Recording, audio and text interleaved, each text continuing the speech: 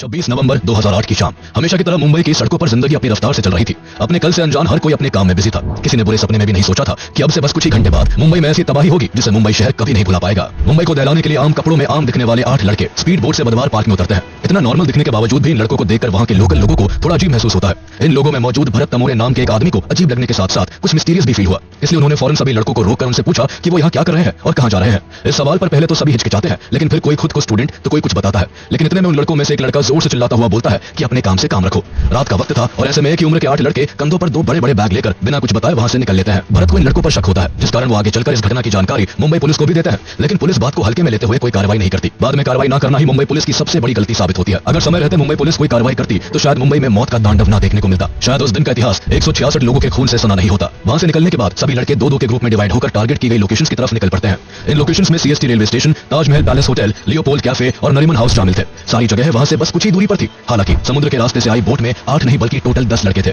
जहां 10 में से 8 लड़के बोट से उतरकर सड़क के रास्ते अपनी अपनी लोकेशन पर पहुंच रहे थे, तो वही बाकी के 2 लड़के अपनी टारगेट ओबरॉय होटल तक पहुंचने के लिए बोट का इस्तेमाल करते हैं। एक तरफ जहां ये लड़के अपने मंसूबों को पूरा करने के लिए तेजी से अपनी अपनी लोकेशंस की ओर बढ़ रहे होते हैं, तो वही दूसरी ओर मुंबई हमेशा की तरह अपनी धुन में बस चलती जा रही थी। लोग रोज की तरह कामकाज में बिजी थे, लेकिन अचानक मुंबई गोलियों की तड़तड़ाहट से थर्रा उठती है। मुंबई के लिए ये आवाजें नहीं थी। अंडरवर्ल्ड के गुटों में अक्सर शूट आउट होता रहता था। थोड़ी बहुत गोलीबारी तो मुंबई के लिए आम बात थी, लेकिन आज कुछ बड़ा हुआ था। इतना बड़ा कि जिसकी आवाज ने देश को सुन्न करके रख दिया था। इस धमाके और अंधाधुन गोलीबारी की शुरुआत छत्रपति शिवाजी टर्मिनस से होती है। छत्रपति शिवाजी टर्मिनस मुंबई के सबसे बिजिएस्ट रेलवे स्टेशन में से एक है। उस दिन पटना जाने वाली ट्रेन कुछ घंटों की देरी से चल रही थी। यात्रियों को यह कहां पता था कि यह देरी उनके लिए जानलेवा साबित होने वाली है। इस्माइल खान और अजमल कसाब नाम के 2 लड़के एक साथ स्टेशन पर पहुंचते हैं और ऐसे खौफनाक मंजर को जन्म देते हैं जिसका अंदाजा कोई नहीं लगा सकता था। यहां पहुंचकर जहां कसाब पागलों की तरह हंसते हुए AK-47 से ताबड़तोड़ गोलियां चलाने लगता है, तो वहीं इस्माइल चारों तरफ हैंड ग्रेनेड फेंकता है। किसी को अंदाजा नहीं था कि क्यों और किस कारण उन पर ऐसा हमला किया जा रहा है। चारों ओर बस गोलीबारी और चीखने चिल्लाने की आवाजें गूंज रही थी। लगातार गोलियों की आवाज और बॉम्ब धमाकों से लोग डर कर इधर उधर भागने लगते हैं। जिसको जहां जगह मिलती है वो वही छुप जाता है। अफरा तफरी और चीख पुकार के बीच दोनों इस तरह फायरिंग कर रहे थे जैसे मानो कोई वीडियो गेम खेल रहा हो। इन दोनों आतंकियों का सिर्फ एक ही मकसद था और वो था मुंबई के सबसे busiest railway station Chhatrapati Shivaji terminus पर अधिक से अधिक लोगों की मौत। स्टेशन पर काम करने वाले लोगों और रेलवे पुलिस को कुछ समझ नहीं आ रहा था कि सिचुएशन को किस तरह हैंडल किया जाए। फिर भी दोनों आतंकियों को रोकने के लिए रेलवे पुलिस हर एक कोशिश करती है, लेकिन नाकाम रहती है। दरअसल दोनों लड़के पहले से ही प्लान बनाकर आए थे और उनके पास हर तरह के हथियार मौजूद थे, लेकिन रेलवे पुलिस के पास केवल उनकी ड्यूटी रिवॉल्वर ही मौजूद थी, जिस कारण वो इनका सामना नहीं कर पाते और वही शहीद हो जाते हैं। लेकिन इसी बीच रेलवे स्टेशन के ही एक कर्मचारी विष्णु दत्ताराम अपनी जान की परवाह न करते हुए अनाउंसमेंट करके सभी पैसेंजर्स को आगाह करते हैं कि वो फौरन स्टेशन को छोड़कर अपनी जान बचाए। अनाउंसमेंट सुनते ही कई लोग अपनी जान बचाकर भागने में कामयाब रहे, लेकिन आतंकियों का हमला इतना भयानक था कि केवल 1 घंटे में 58 लोग अपनी जिंदगी गंवा देते हैं, तो वही 104 लोग बुरी तरह घायल हो जाते हैं। जब सीएसटी रेलवे स्टेशन पर गोलीबारी चल रही होती है तभी मुंबई पुलिस को इस घटना की इंफॉर्मेशन मिल जाती है, लेकिन इससे पहले कि पुलिस कोई एक्शन लेती एक और खूनी खेल खेला जाता है और इस बार लोकेशन अलग थी। मुंबई के फेमस लियोपोल्ड कैफे में उन्हीं 10 में से 2 आतंकी शोएब और नासिर एकदम सीएसटी रेलवे स्टेशन जैसी ही घटना को अंजाम देते हैं। लियोपोल्ड कैफे में अपनी शाम को हसीन बनाने में डूबे हुए लोगों को आने वाले पल की कोई खबर नहीं थी। पार्टियों में मशगूल लोगों में से किसी को भी अंदाजा नहीं था कि ये रात उनके लिए आखिरी रात साबित होगी। वो खुशी और जश्न के माहौल में खोए हुए थे कि तभी 2 जवान लड़के हाथों में हथियार लिए कैफे में बैठे हर एक शख्स के खून के प्यासे बन जाते हैं। लियोपोल्ड कैफे मुंबई का एक बेहद जाना माना कैफे है, जहां लोगों की हमेशा भीड़ रहती है। इस कैफे पर फॉरेनर्स का भी हमेशा से आना जाना रहा है। कैफे की पॉपुलैरिटी और फॉरेनर्स की प्रेजेंस के कारण ही इस कैफे को टारगेट किया जाता है। दोनों आतंकी लियोपोल्ड कैफे में घुसते ही कई राउंड फायरिंग करते हैं। अचानक से की गई अंधाधुंध फायरिंग से कैफे में बैठे कई लोग चाहकर भी अपनी जान नहीं बचा पाते, जिस कारण इस हमले में कई विदेशी और भारतीय लोग मारे जाते हैं। मुंबई में लगातार 2 अटैक्स होने के बाद भी बात यहाँ नहीं थमती है। अभी तो बस शुरुआत हुई थी और अभी कई बड़े हमले बाकी थे, जिनमें सैकड़ों लोगों की जिंदगी जानी थी। लियोपोल्ड कैफे को टारगेट करने के बाद ये दोनों आतंकी ताज होटल की ओर अपना रुख करते हैं, जहां पहले से ही इनके 2 गैंग मेंबर पहुंच चुके थे। लगातार हो रहे अटैक से चैन की नींद सो रहे लोग जाग जाते हैं। लोगों को उनके घर में ही रहने की सलाह दी जाती है। सब कुछ इतना अजीब और तेजी से हो रहा था कि किसी को सोचने और संभलने तक का वक्त नहीं मिल पाता।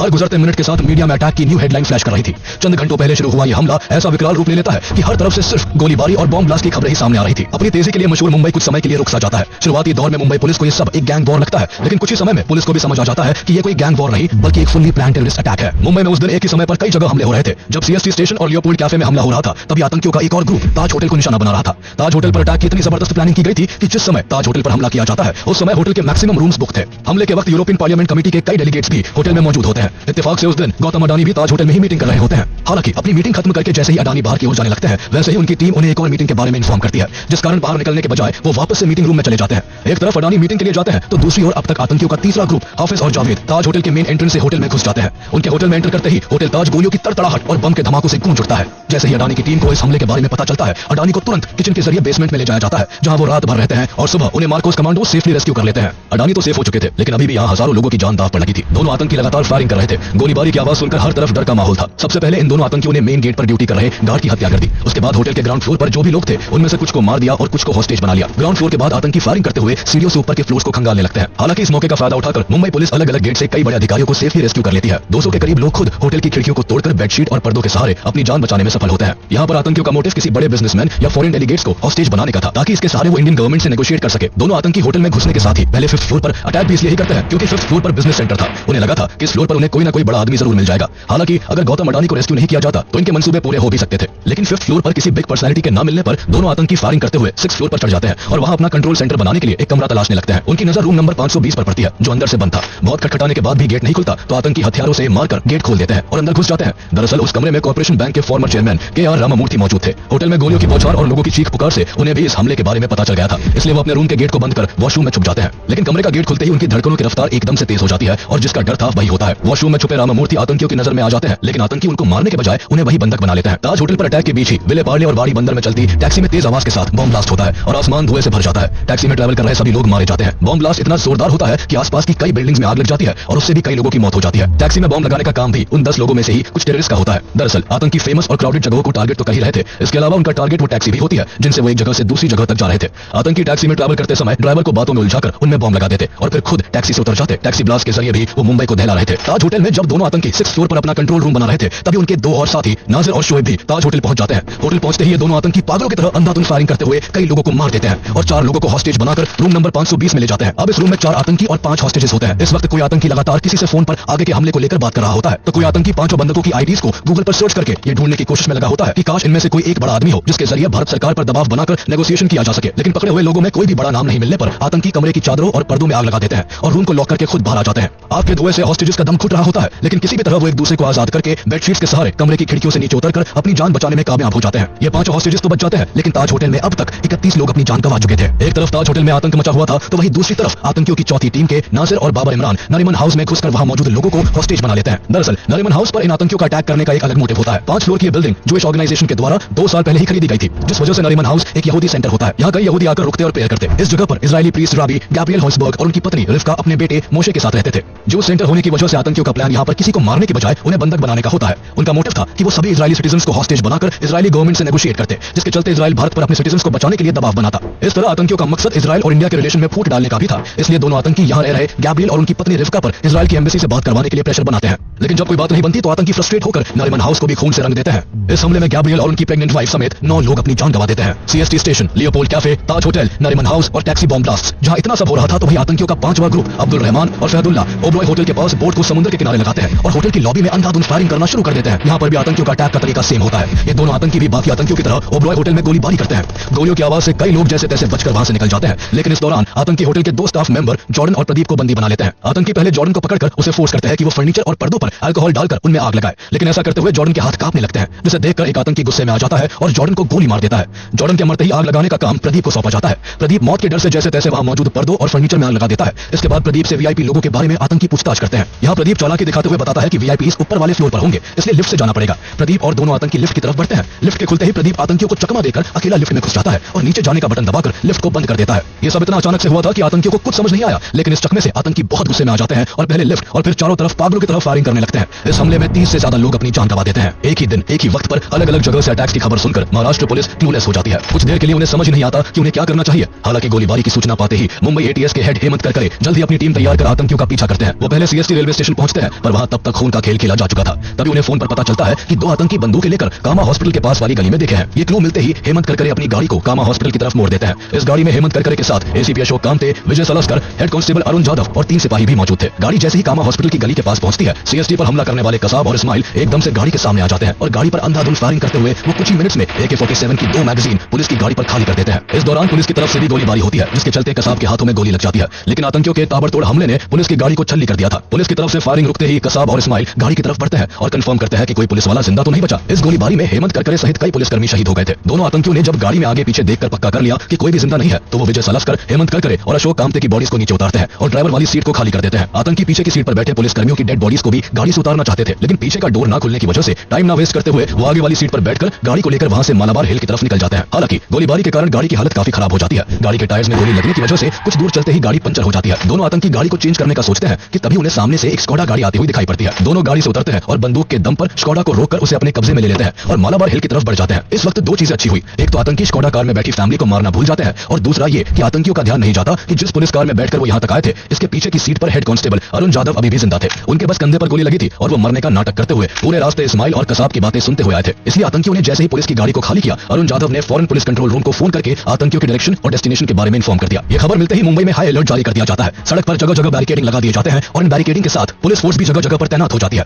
पुलिस की हरकत में आने के कारण अब चारों तरफ से दोनों आतंकी पुलिस वालों से घिर जाते हैं। भागने का एक भी मौका ना देख वो बैरिकेड तोड़ने की कोशिश करते हैं। एकदम से दोनों तरफ से ताबड़तोड़ फायरिंग होने लगती है, लेकिन पुलिस के आगे दोनों आतंकी कहीं नहीं टिक पाते। जब आतंकियों की तरफ से गोली चलना बंद हो जाती है तो पुलिस को उनके मर जाने का आभास होता है, लेकिन किसी की हिम्मत नहीं होती कि कोई आगे बढ़कर आतंकियों की मौत की पुष्टि कर सके। ऐसे में पुलिस कर्मियों की भीड़ को चीरते हुए assistant sub inspector Tukaram Omble आगे आते हैं और सबसे बहादुरी का काम करते हैं। वो अनाम होते हुए भी आतंकियों की ओर बढ़ते हैं, लेकिन उनके पास पहुंचते ही एक आतंकी उठ खड़ा होता है और जैसे ही वो गोली चलाने के लिए बंदूक आगे करता है तुकाराम बंदूक को कसकर पकड़ लेते हैं और इंश्योर करते हैं कि आतंकी भाग ना पाए। उनके इस एक्शन से आतंकी गुस्से में 23 गोलियां उनके शरीर में दाग देता है, जिस कारण तुकाराम ओम्बले वहीं पर शहीद हो जाते हैं। हालांकि शहीद तुकाराम ओम्बले का बलिदान व्यर्थ नहीं जाता। जहां एक आतंकी पहले ही मारा जा चुका था तो वहीं उनकी बहादुरी के कारण दूसरे आतंकी को जिंदा पकड़ लिया जाता है। पकड़े गए आतंकी का नाम कसाब था, जो बाद में इन्वेस्टिगेशन के लिए बहुत काम आता है। लेकिन अभी भी 8 आतंकी बाकी थे जो मुंबई में आतंक मचा रहे होते हैं। इनके अगले एक्शंस के बारे में जानने से पहले ये जानते हैं कि आखिर ये अटैक्स हुए ही क्यों, ये अटैक्स किसने करवाए और कौन इन सभी हमलों का मास्टरमाइंड था। दरअसल 6 दिसंबर 1992 को बाबरी मस्जिद डेमोलिशन के बाद भारत दंगों की आग में चल रहा था। ऐसे में कई इस्लामिक टेररिस्ट ग्रुप भारत पर अटैक करने की फिराक में थे। इन अटैक्स का पहला एग्जांपल 12 मार्च 1993 को देखने को मिलता है, जब मुंबई में एक के बाद एक पूरे 12 बॉम्ब ब्लास्ट होते हैं, जिनमें 257 लोगों की जान चली जाती है और 1000 से ज्यादा लोग घायल हो जाते हैं। इन अटैक्स की छानबीन के समय पता चलता है कि धमाकों में यूज किया गया RDX मुंबई में समुद्री रास्तों से लाया गया था। इस कारण समुद्र की सिक्योरिटी टाइट कर दी जाती है और कोस्ट गार्ड के द्वारा मुंबई के कोस्टल एरियाज की लगातार हेलीकॉप्टर और शिप्स के जरिए पेट्रोलिंग की जाती है। लेकिन अचानक से 2006 में इस पेट्रोलिंग को नेवी की तरफ से रोक दिया जाता है। नेवी के इस फैसले के कारण भारत के खिलाफ साजिश कर रहे टेररिस्ट ग्रुप्स को भारत पर अटैक करने का एक अच्छा मौका मिल जाता है। भारत को इस बात की भनक भी नहीं थी कि पाकिस्तान में बैठा लश्कर ए तैयबा का लीडर हाफिज सईद भारत पर एक ऐसा अटैक प्लान कर रहा है जो पूरी दुनिया का ध्यान खींच ले। इससे पहले भी कई बार हाफिज सईद भारत में कई अटैक्स करवा चुका था, लेकिन इस बार बड़े धमाके के लिए उसे कुछ ऐसे लोगों की तलाश थी जो इस काम में उसका साथ दे सके। इत्तेफाक से ऐसे समय में उसकी मुलाकात दाऊद सईद गिलानी से होती है, जो अमेरिका में रहकर ड्रग्स के बिजनेस का काम करता था और इस काम के चलते कई बार जेल भी जा चुका था। दाऊद गिलानी के पिता सैयद सलीम गिलानी एक पाकिस्तानी डिप्लोमेट थे और मां एलिस सिरिल हेडले अमेरिकन थी। इस वजह से अपीयरेंस में दाऊद बिल्कुल किसी फॉरेनर की तरह दिखता था। इस खास अपीयरेंस की वजह से ही हाफिज सईद दाऊद का इस्तेमाल किसी खास मकसद के लिए करना चाहता था। 2001 से ही हाफिज सईद लगातार दाऊद गिलानी के टच में रहा और अपना मंसूबा पूरा करने के लिए 2002 में हाफिज सईद दाऊद को दावत के बहाने पाकिस्तान बुलाता है। दोनों जब मिलते हैं तो हाफिज दाऊद को अपना प्लान बताता है।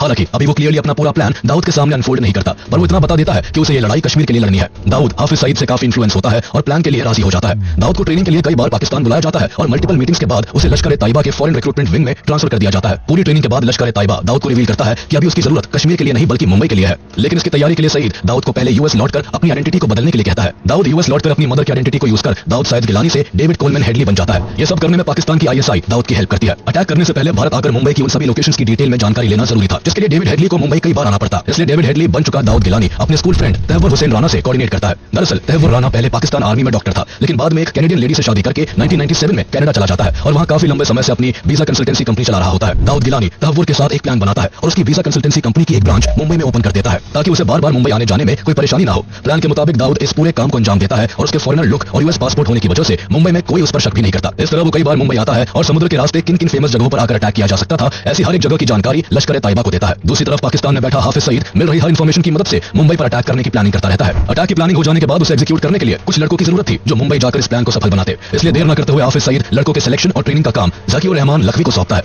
लखवी इस काम में अपने साथ सरार शाह, अबू काफा और अबू हमजा को भी शामिल करता है। ये लोग ऐसे नौजवान लड़कों की तलाश करते हैं जो घर से भागे हुए हो या जिनकी शादी ना हुई हो, ताकि उन लोगों के आगे पीछे कोई ना हो और आसानी से मजहब और जिहाद की आड़ में इनका ब्रेन वॉश किया जा सके। काफी खोजबीन के बाद 32 लड़कों को सिलेक्ट किया जाता है। शुरुआत में सिलेक्ट किए गए सभी लड़कों को बताया जाता है कि उन्हें कश्मीर को आजाद कराने के लिए चुना गया है। मजहब के नाम पर उनको भटकाया जाता है। उन्हें कहा जाता है कि अल्लाह ने उन्हें इस पाक काम के लिए खुद चुना है। कट्टरता से प्रभावित सभी लड़के प्लान को अंजाम देने के लिए ट्रेनिंग में जी जान लगा देते हैं। ट्रेनिंग 3 राउंड्स में डिवाइडेड होती है। पहले राउंड की ट्रेनिंग दौरा अम्मा, दूसरी राउंड की ट्रेनिंग दौरा सुफा और थर्ड राउंड की ट्रेनिंग दौरा खासा के नाम से होती है। पूरी ट्रेनिंग के दौरान इनके सामने भारत के मुस्लिम्स की कंडीशन को बहुत बुरी तरह से पेश किया जाता है। इनके दिमाग में भारत को लेकर इतना जहर घोला जाता है कि ये चाहकर भी कुछ और सोच ही नहीं पाते और हर हाल में अपने मकसद को अंजाम देने के लिए तैयार हो जाते हैं। ट्रेनिंग के दौरान सभी लड़कों को कई घंटों तक हथियार चलाना सिखाया जाता है। हैंड ग्रेनेड फेंकने और रॉकेट लॉन्चर दागने की भी ट्रेनिंग दी जाती है। 2 राउंड की ट्रेनिंग तो सभी लड़के जैसे तैसे कर लेते हैं, जिसमें खाने और नमाज पढ़ने के अलावा किसी और काम की छूट नहीं होती। लेकिन दौरा खासा की ट्रेनिंग के दौरान सभी लड़कों को 60 घंटों तक भूखा रहकर पहाड़ों पर चढ़ने की ट्रेनिंग दी जाती है। ये ट्रेनिंग इस कदर सख्त होती है कि कई लड़के इसे बीच में ही छोड़कर भाग जाते हैं। तीसरे फेज की ट्रेनिंग के बाद केवल 15 लड़के बचते हैं, जिन्हें फिर दौरा रिबात नाम की इंटेलिजेंस ट्रेनिंग भी दी जाती है। इस तरह अगस्त 2008 आते आते पूरी ट्रेनिंग खत्म होती है। इसके बाद मुंबई पर अटैक करने के लिए 10 लड़कों को चुन लिया जाता है।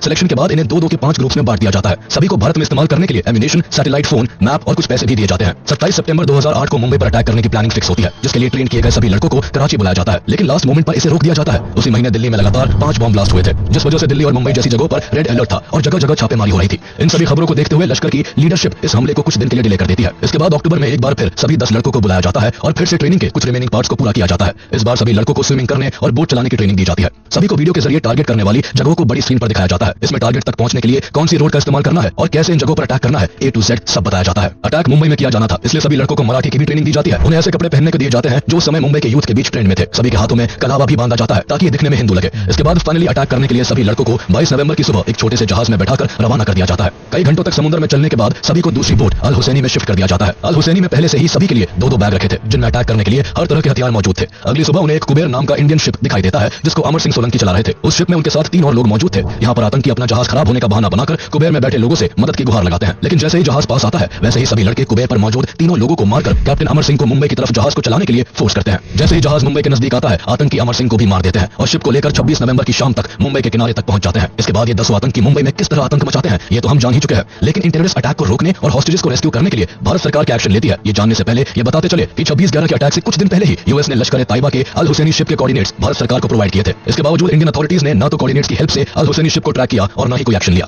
यहाँ तक कि national security adviser M.K. Narayanan ने नेवी और कोस्ट गार्ड के साथ कार्रवाई के योग्य खुफिया जानकारी भी साझा की थी, लेकिन फिर भी समुद्र में न तो अल हुसैनी शिप को पकड़ा गया और न ही खौफनाक हमलों को अंजाम देने वाले हथियारों से लैस आतंकियों को रोका जा सका, जिसका परिणाम आज मुंबई को झेलना पड़ रहा था। अटैक से पहले इंडियन अथॉरिटीज द्वारा कोई भी एक्शन न लेने की वजह से मुंबई में पहले से ही काफी तबाही हो चुकी थी। इसके अलावा अभी तक मुंबई पुलिस सिर्फ 2 आतंकियों को कंट्रोल कर पाई थी। अभी भी 8 टेररिस्ट 3 जगहों पर अपना कब्जा जमाए हुए थे। 2 आतंकी ओबरॉय होटल में तो 4 आतंकी ताज होटल में मौजूद थे। वही 2 आतंकी नरीमन हाउस को अपने कंट्रोल में किए हुए थे। कसाब के पकड़े जाने और ताज होटल, नरीमन हाउस और ओबरॉय होटल में हो रहे लगातार धमाकों के बाद आखिरकार महाराष्ट्र गवर्नमेंट फुल्ली एक्टिव होती है। सबसे पहले महाराष्ट्र गवर्नमेंट सेंट्रल गवर्नमेंट से हेल्प मांगती है। न्यू दिल्ली से एनएसजी कमांडोज को तैयार किया जाता है, लेकिन एनएसजी को टाइम से एयरक्राफ्ट नहीं मिल पाने की वजह से उन्हें मुंबई आने में समय लगने वाला था। इसलिए काउंटर अटैक करने और सिचुएशन को संभालने का जिम्मा मार्कोस को दिया जाता है। मार्कोस यानी मरीन कमांडोज को अनजान जगहों पर शानदार ऑपरेशंस के लिए जाना जाता है। ये कमांडोज हर तरह के हथियारों को चलाने में फुल्ली ट्रेंड होते हैं, इसलिए इस टेरर अटैक को हैंडल करने के लिए मार्कोस को बुलाया जाता है। लेकिन काफी लेट इन्फॉर्मेशन मिलने की वजह से मार्कोस को अटैक वाली जगहों पर पहुंचने में कई घंटों की देरी हो जाती है। मार्कोस 27 नवंबर की रात करीब 2 बजे मुंबई के INS अभिमन्यु पहुंचते हैं और वहां से 2 टुकड़ियों में बटकर ताज और ओबरॉय होटल की कमान संभालते हैं। मार्कोस का सबसे पहला टास्क हॉस्टेजेस को सेफली वहां से रेस्क्यू करने का था। मार्कोस की एक टीम जो ताज होटल पहुंचती है उन्हें वहां होटल के मैनेजर द्वारा होटल का नक्शा दिया जाता है, लेकिन नक्शे से उन्हें कोई खास मदद नहीं मिलती। इसके अलावा ना तो उन्हें ताज होटल में मौजूद 4 आतंकियों के लोकेशन के बारे में कुछ पता था, ना ही होटल में छुपे लोगों के बारे में कोई जानकारी थी। मार्कोस की दूसरी टीम भी ओबरॉय होटल में इन्हीं मुश्किलों से जूझ रही होती है। इस सिचुएशन में मार्कोस की दोनों टीम्स के लिए ये काम अंधेरे में तीर चलाने जैसा था। हालांकि अपनी जान की बाजी लगाकर मार्कोस ताज और ओबरॉय होटल में घुसकर आतंकियों की छानबीन करने लगते हैं। मार्कोस को तो आतंकियों के लोकेशन का कोई पता नहीं था, लेकिन आतंकियों को उनके हर एक कदम की खबर होती है। वो ऐसे कि मीडिया मार्कोस के हर एक एक्शन को लाइव टेलीकास्ट कर रहा होता है, जिस पर पाकिस्तान में बैठे इनके हैंडलर की भी नजर थी, जो हर एक खबर फोन के जरिए आतंकियों तक पहुंचा रहा था।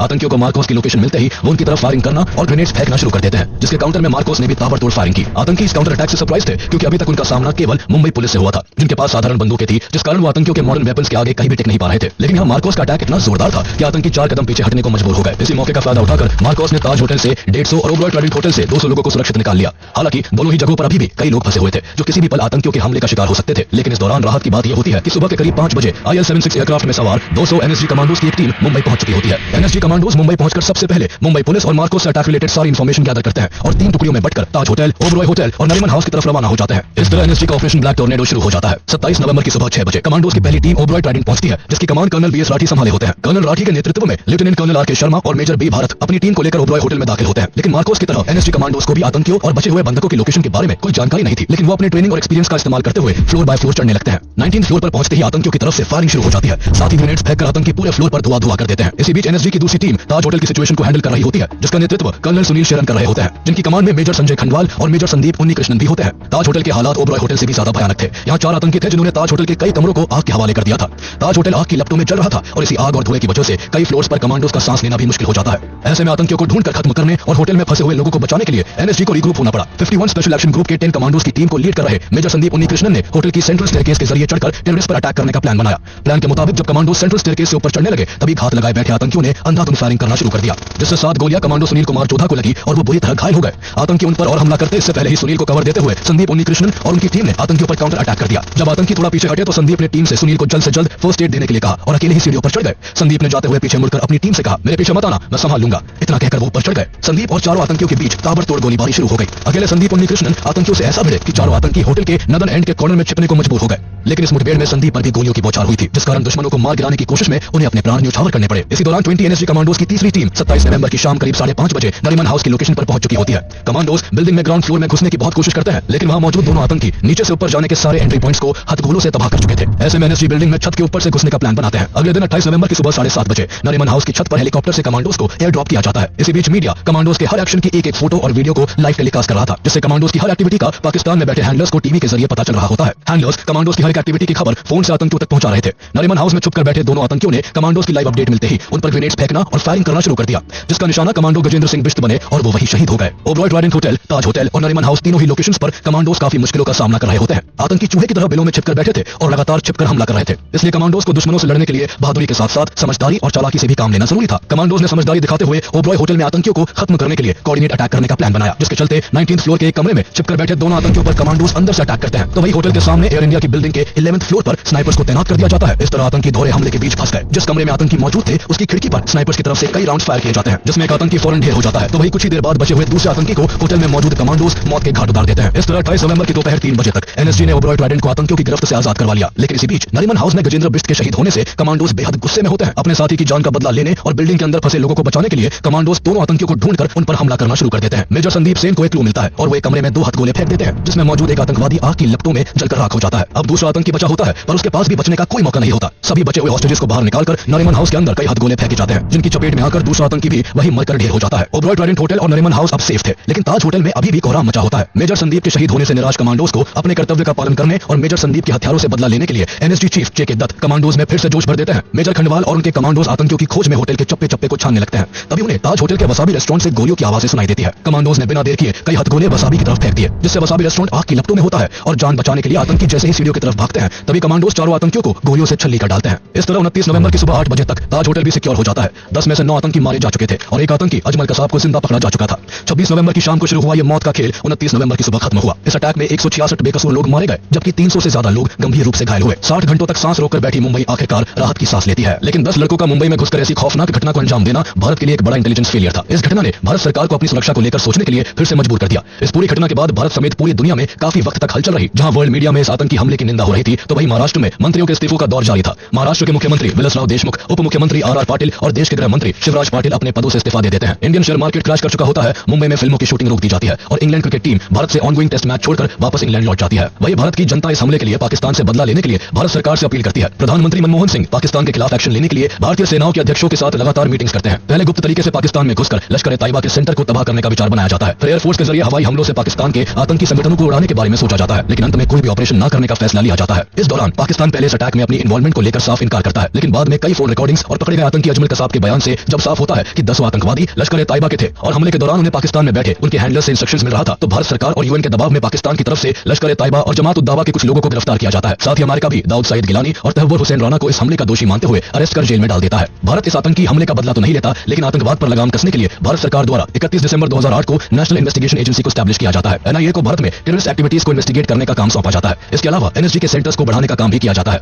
मुंबई, चेन्नई और कोलकाता के साथ साथ कई जगहों पर एनएसजी के सेंटर्स खोले जाते हैं, जिससे कमांडोज बिना किसी देरी के हमले वाली लोकेशन पर पहुंचकर सिचुएशन को संभाल सके। इसके अलावा आतंकवादी अजमल कसाब पर कई सालों तक ट्रायल चलता है, जिसके चलते पाकिस्तान के लश्कर ए तैयबा और इस अटैक्स को लेकर कई राजों का खुलासा होता है। ट्रायल के दौरान सैकड़ों बेकसूरों की जान लेने वाला आतंकी कसाब अपनी जान की भीख मांगता रहा, लेकिन इस अटैक के survivor head constable Arun Jadhav की गवाही की बदौलत 2010 में कसाब को फांसी की सजा देने का फैसला होता है और फाइनली 21 नवंबर 2012 को पुणे की जेल में कसाब को फांसी दे दी जाती है। उसकी मौत के साथ ही इस हमले के आखिरी आतंकवादी को भी मिट्टी में मिला दिया जाता है।